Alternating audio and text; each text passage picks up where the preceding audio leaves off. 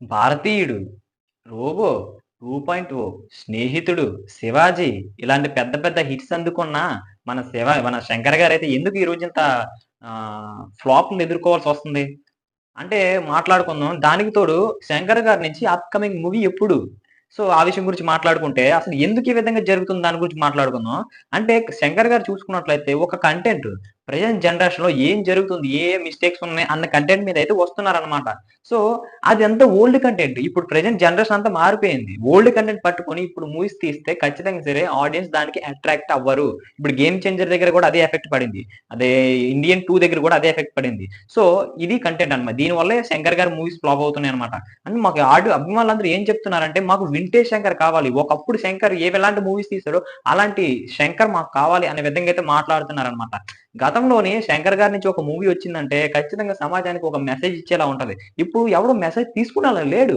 ఒకడు ప్రజలందరూ ఉన్నారంటే, ఒకప్పుడు మెసేజ్ తీసుకునేలా చూసేవారు సినిమాలు. ఇప్పుడు అలా కాదు. ప్రజలందరూ కలిసి ఒక సినిమాకే మెసేజ్ ఇచ్చేలా ఉన్నారన్నమాట. సో, అలాంటి సినిమాలు ఇప్పుడు వర్త్ అవ్వవు. సో, లేదా ఇంక చూసా కదా! ఇంక ఎలాంటి మూవీస్ అంటే 'సలార్' లాంటి మూవీస్ అలాంటి యాక్షన్‌కి సంబంధించిన మూవీస్‌కైతే ఎక్కువ అట్రాక్ట్ అవుతున్నారనమాట. సో, అలాంటి మూవీస్ తగ్గించుకోవాలి. సో, తర్వాత చూసుకున్నట్లయితే 'శంకర్' గారి నుంచి అప్‌కమింగ్ మూవీ ఉందా? లేదా? అన్న మాట గురించి మాట్లాడుకుంటే ఖచ్చితంగా అప్‌కమింగ్ మూవీ 'ఇండియన్ 3' ఉందనమాట. అంటే ఇంకొక 6 నెలల్లోనే వీఎఫ్ఎక్స్ వర్క్స్ అవి ఉన్నాయంట. చిన్న చిన్న షూట్ సంబంధించినవి ఉన్నాయంట. అంటే 'ఇండియన్ 2' రిలీజ్ టైమ్ దగ్గరకొచ్చేటప్పటికే ఆల్‌మోస్ట్ 'ఇండియన్ 3' షూట్ అయితే సగం సగం కంప్లీట్ అయిపోయిందనమాట.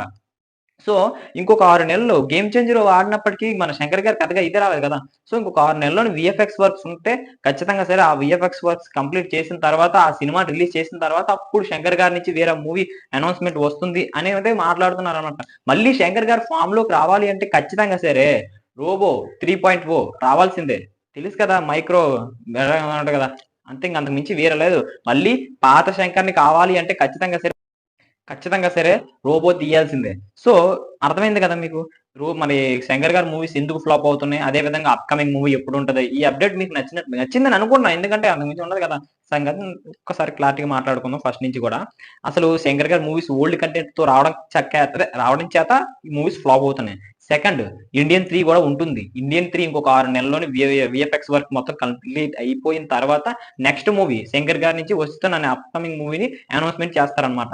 ఆ మూవీ రిలీజ్ అయ్యేంత వరకు నో మూవీ. సో, తెలిసింది కదా! ఈ అప్‌డేట్ మీకు నచ్చినట్లయితే మన ఛానెల్ సబ్స్క్రైబ్ చేసుకోండి. బెల్ ఐకాన్ అయితే క్లిక్ చేసుకోండి. అదే విధంగా మీ అభిప్రాయం కామెంట్ చేసేయండి. మీరేమనుకుంటున్నారు?